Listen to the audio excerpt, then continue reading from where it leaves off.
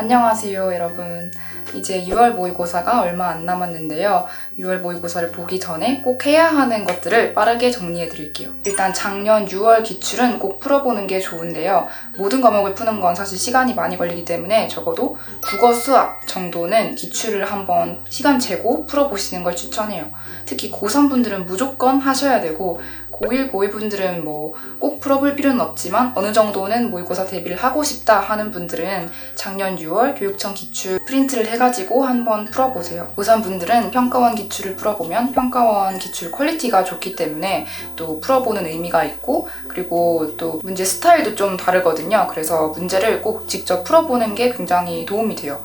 그리고 고1, 2분들은 진도에 맞춰서 시험 범위가 점점 늘어나잖아요. 그래서 그런 것들도 어떤 식으로 문제가 나오는지 한번 파악해 볼 수 있기 때문에 문제를 풀어보는 게 좋아요. 그리고 문제 푸는 것보다 더 중요한 거는 오답 피드백을 하는 거거든요. 그래서 문제를 풀었는데 틀렸으면은 무조건 해설 읽어보거나 다시 한번 풀어보거나 해가지고 오답 정리를 꼭 제대로 해주셔야 돼요. 영어는 기출이 딱히 크게 중요하진 않기 때문에 연계교재를 풀고 있었다 하면은 그거 연계교재 풀던 거 그대로 시간 재고 어느 정도 풀면 되고요. 고1, 2분들은 풀던 거 풀어도 되고 아니면 기출을 풀어도 돼요. 그리고 본인이 취약한 유형이 있잖아요. 그런 유형들은 문제 조금 더 풀어보면서 실제 시험에서도 당황하지 않고 좀 잘 풀어낼 수 있게끔 연습을 좀 해주시면 좋아요. 탐구는 개념을 다 완벽하게 공부를 했다 하는 상태면은 기출을 푸는 게 의미가 있는데 아직 개념 공부 중이다 하는 상태면은 기출 굳이 안 풀어도 되고 지금까지 공부한 개념들을 한번 쭉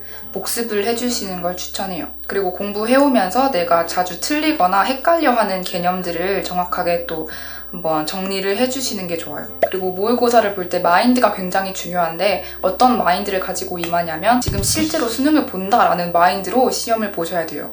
정말 설렁설렁 보면은 아무 의미 없거든요. 어느 정도 적절한 긴장감을 가지고, 근데 과도한 긴장감을 가질 필요는 없고 적절하게 좀 나의 실력에 대해서 자신감 있게 임하되 적절한 수준의 긴장감을 유지한 상태로 시험을 보시는 게 좋아요. 그래서 평소에 공부할 때와는 다른 그런 특유의 시험장의 분위기를 정말 잘 좀 활용을 하셨으면 좋겠어요. 그 분위기에 완전히 녹아들어서 어느 정도 긴장하면서 진짜 시험 보듯이 임하시는 게 나중에 정말 크게 도움이 돼요. 그래서 꼭 그런 마인드로 임하시고, 그리고 잠 꼭 충분히 자시고, 그리고 문제 풀이 전략도 어느 정도 수립을 해서 시험 보시는 게 좋아요.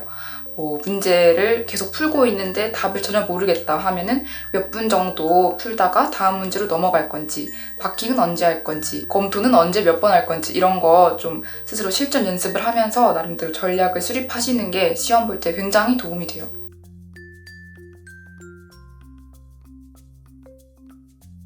그래서 이런 점들을 꼭 기억을 하셔서 시험을 잘 보셨으면 좋겠어요. 안녕.